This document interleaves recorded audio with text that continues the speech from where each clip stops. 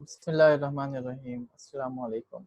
आज के लेक्चर में हम देखेंगे कि किस तरीके से हम ट्रांसफ़र लर्निंग या प्री ट्रेन न्यूरल नेटवर्क को इस्तेमाल करेंगे। उसके अर्लियर लेयर्स को, कन्वोल्यूशन बेस को हम एक्सट्रैक्ट कर लेंगे, डेंस को हम हटा देंगे।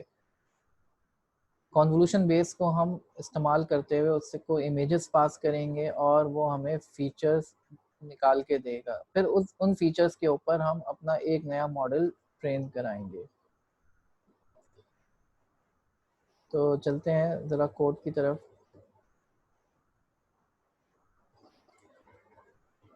हमारे पास VGG16 मॉडल टेंसरफ्लो के अंदर मौजूद है। हमने उसको इंपोर्ट कराया, उसका ऑब्जेक्ट बनाया VGG16 का, और हमने कहा कि VGG16 मॉडल के लिए वेट्स हमने इमेजनेट के इस्तेमाल करने हैं।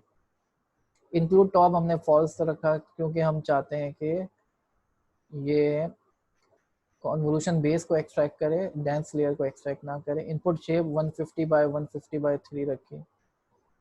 तो अगर आप इस कन्वोल्यूशन बेस की समरी देखें जो हमने निकाली है, ये इनपुट दे रहा है 150 बाय 150 बाय 3 और आउटपुट क्या दे रहा है, हर इमेज के अगेंस्ट वो 4 बाय 4 बाय 512 के फीचर्स रिटर्न कर रहा है। यानी अगर मैं इसको समझाऊं, ये मेरा कन्वोल्यूशन बेस है। अगर मैं इसको 4 इमेज दूं, मैं जो भी साइज़ है अभी हमारे पास साइज़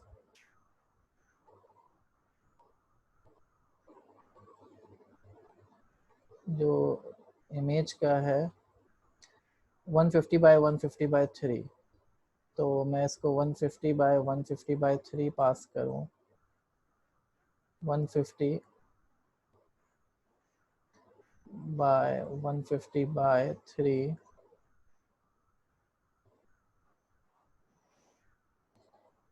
तो ये VGG16 का मॉडल मुझे आउटपुट क्या देगा, एक एरे देगा 4 बाय 4 बाय 512। और क्योंकि मुझे तमाम ट्रेनिंग इमेजेस का चाहिए, तो मैं इसको 1000 इमेजेस अगर पास करूँगा तो ये 1000 से मल्टीप्लाई हो जाना चाहिए। 1000 इमेजेस के लिए 1000 बाय, अगर ये 1000 इमेजेस मैं यहाँ से दे रहा हूँ। ठीक है जनाब। तो ज़रा नीचे आते हैं, हम देखते हैं हमने एक एक्सट्रैक्ट फीचर्स का मेथड बनाया है। ये तो हमने जो है इधर कुछ चीज़ों को सेटअप किया, ट्रेनिंग डायरेक्टरी बता दी, वैलिडेशन डायरेक्टरी बता दी, डेटा जनरेटर हमने जनरेट करा दिया और बैच साइज दे दिया। हमने एक एरे बनाई नमपाई की जिसके अंदर हम फीचर्स रखेंगे। इसका साइज़ वही रखा है हमने। फॉर एग्जांपल इस डायरेक्टरी से रीड करना है और sample count for example 1000 images हैं, तो 1000 बाय 4 बाय 4 बाय 512 का हमने एरे बनाया।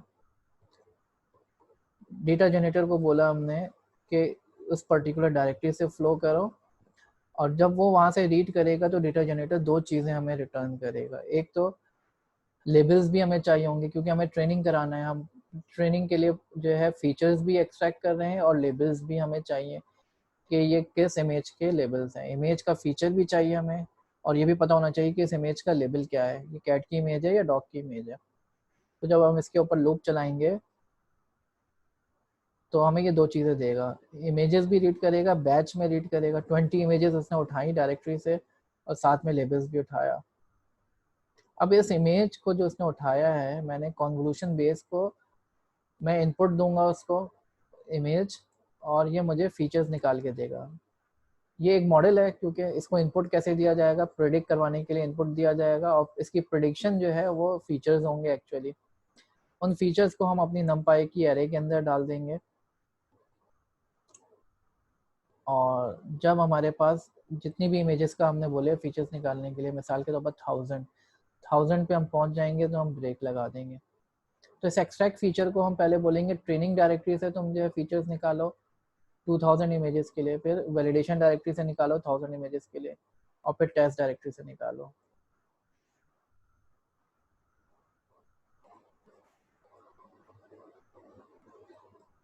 तो रन किया हमने, एक्सट्रैक्ट फीचर्स हमने चलाई,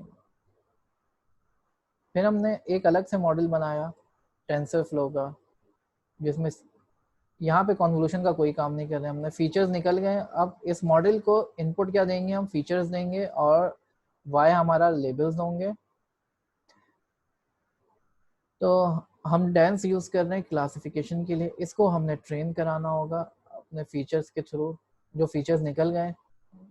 तो डेंस लेयर लगाई 256 नोट्स की, ड्रॉप आउट लगाया और फिर डेंस लेयर लगाया क्लासिफिकेशन के लिए। इसको फिट कराते हुए हम ट्रेनिंग के फीचर्स देंगे, ट्रेनिंग के लेबल्स देंगे और फिर वैलिडेशन भी ऐसे ही परफॉर्म करेंगे। तो जनाब ये था कि प्री ट्रेन मॉडल के ज़रिए हम फीचर्स एक्सट्रैक्शन किस तरीके से कर सकते हैं।